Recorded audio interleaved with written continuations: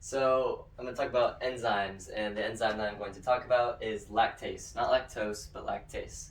Lactase is an enzyme, and enzymes are necessary for biological processes. What they do is they speed up chemical reactions, and those chemical reactions can help build muscle, eliminate toxins, and they can also help digest food. And so the structure of the enzyme is important because it affects its function.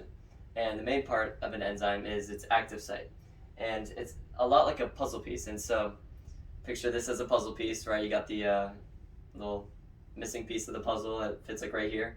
And so the enzyme is this part of the hand, right? So this is the lactase. And there's a substrate, and that substrate is lactose. Lactose, whenever you digest it, it's from dairy products. And so whenever you digest that dairy, you have the sugar lactose in your stomach. So the enzyme right here comes along and it fits in at the active site. Lactose fits in at the active site, and then they form together to make a enzyme substrate complex. And then a chemical reaction takes place, and after that chemical reaction, the enzyme lactase breaks down lactose into two parts, two products, glucose and galactose. But what happens if this doesn't happen? And when your body does not break down that lactose, this is called lactose intolerance.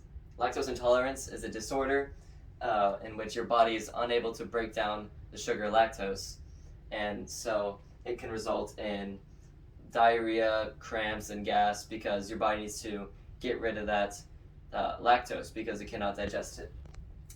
And there are three causes of lactose intolerance, and you can be born at infancy with it, or and as you get older, the levels of lactase in your body gets lower and lower, or you can have damage to your intestines. This is like less common, but it's possible that if you get damage to your intestines that you will start to lose your production of the enzyme lactase.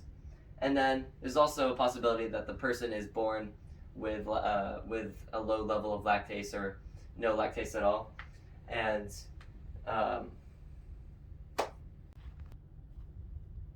so lactose intolerance is genetic, but it can also be non-genetic, but it is primarily genetic.